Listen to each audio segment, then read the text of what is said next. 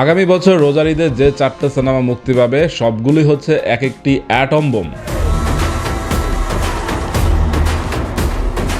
এর মধ্যে আছে সাকিব খানের বরবাদ, আছে হচ্ছে জিত এবং রায়হান রাফির হচ্ছে লায়ন, তার সাথে আছে সিয়াম আহমেদের জঙ্গলি এবং এর সাথে আছে আফরান নিশোর দাগি। এই 4টি সিনেমায় কিন্তু পুরো বাংলা ইন্ডাস্ট্রির মুখ ঘুরিয়ে দিতে সক্ষম।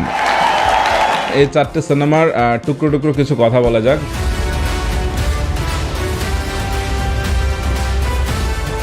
যেমন আমরা যদি প্রথমেই বরবাদ সিনেমায় আসি, বরবাদ সিনেমা এখন পর্যন্ত বাংলাদেশের সবচেয়ে বেশি বাজেটের সিনেমা এবং সাকিব খান সবচেয়ে বেশি পারিশ্রমিক এই সিনেমা থেকেই নিচ্ছেন, আর সেটা হচ্ছে প্রায় 3 কোটি টাকা। এবং বরবাদ সিনেমার টেকনিশিয়ান কিন্তু ভারত থেকেও প্রচুর নেওয়া হয়েছে। তো সেদিক দিয়ে বলা যায় যে কারিগরি দিক থেকে বরবাদ একটি ভালো সিনেমাই হতে যাচ্ছে।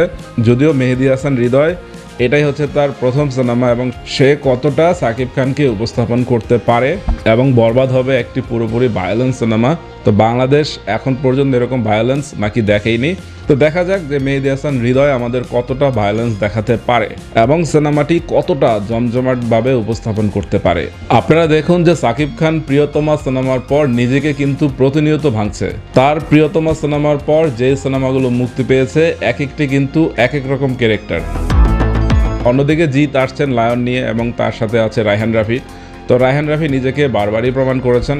এখন লায়ন সিনেমাটি যেহেতু সমুদ্রপথে হবে, তো এই সিনেমার বিএফএক্স এর কাজ কিন্তু অনেক থাকবে, সেটা বলাই যায়। এবং বাংলাদেশের বিএফএক্স ইন্ডাস্ট্রি অতটা বড় হয়নি, তো সেদিক থেকে বলা যায় যে লায়ন সিনেমারও এডিটিং থেকে শুরু করে টেকনিশিয়ান যারা আছে তারা ভারতেরই হবে।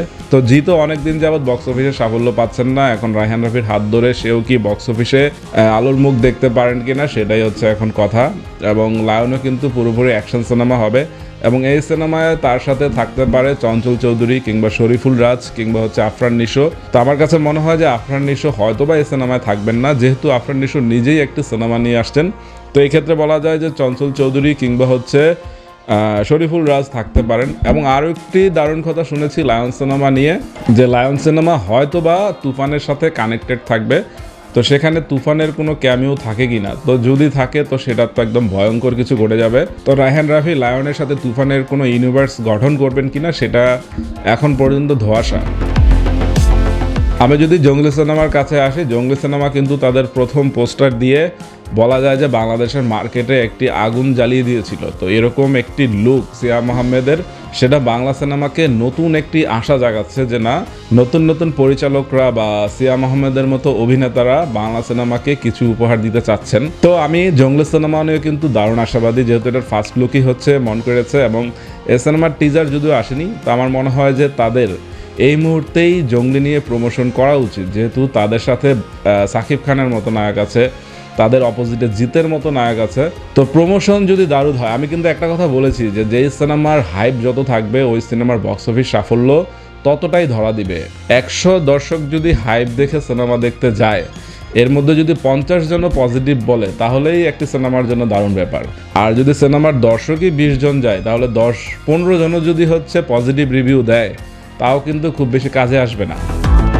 আফরান নিশো অনেক দিন যাবৎ হচ্ছে সিনেমা করছে না, তাকে আমরা সুরঙ্গ সিনেমার পর আর কোনো নতুন সিনেমায় চুক্তিবদ্ধ হতে দেখিনি। তো এখন আফরান নিশো শিহাব শাহিনের সাথে তার দাগি সিনেমা নিয়ে আসছে। তো আফরান নিশোর কিন্তু একটি ভক্তকুল বাংলাদেশে তৈরি হয়ে গেছে, অর্থাৎ তার একটি ফ্যান সার্ভিস বাংলাদেশে দাঁড়িয়ে গেছে। এখন এই ফ্যান সার্ভিস কিন্তু আফরান নিশোর কাছ থেকে সিনেমা চাচ্ছে যে আপনি বছরে অন্তত একটি সিনেমা করুন। এবং দাগি সিনেমার কোনো অফিসিয়াল ঘোষণা কিন্তু আসেনি, কিন্তু তারপরেও কিন্তু দাগি সিনেমার একটি হাইপ ধীরে ধীরে ক্রিয়েট হচ্ছে। তো নতুন একজন তারকার কোনো রকম ঘোষণা ছাড়াই এই যে একটি হাইপ ক্রিয়েট হওয়া, এবং আফরান নিশোর উচিত হবে যে বাংলাদেশের দর্শকরা কোন ধরনের সিনেমা দেখতে চায়, তো সেই দিকে হচ্ছে নিজেকে হচ্ছে কি বলবো উপস্থাপন করা। যেহেতু এখন বাংলাদেশের মানুষও কিন্তু বোকা নয়, বাংলাদেশের মানুষও এখন সব ধরনের সিনেমা দেখে। ওটিটির কল্যাণে আমরা ঘরে বসে কোরিয়ান সিনেমা থেকে শুরু করে তামিল, তেলুগু, এগুলো তো পুরোনো কথা, ইংলিশ, বাংলিশ, মানে সব ধরনের সিনেমায় কিন্তু আমরা দেখি। তো আমাদের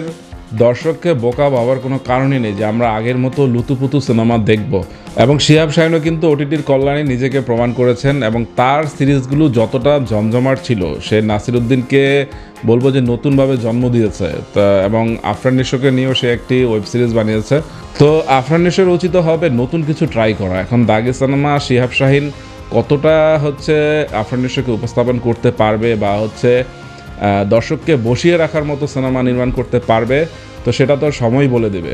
তো সব কিছু মিলে বলাই যায় যে আগামী রোজার ঈদে বাংলা সিনেমা একটি ইতিহাস করবে, ইতিহাস। আমি নিজেও হচ্ছে এই সিনেমাগুলোর জন্য অপেক্ষা করছি এবং আপনারা অপেক্ষা করুন। তো সবার সাথে আবার দেখা হবে পরবর্তী ভিডিওতে। তো সবাই ভালো থাকবেন, বাই।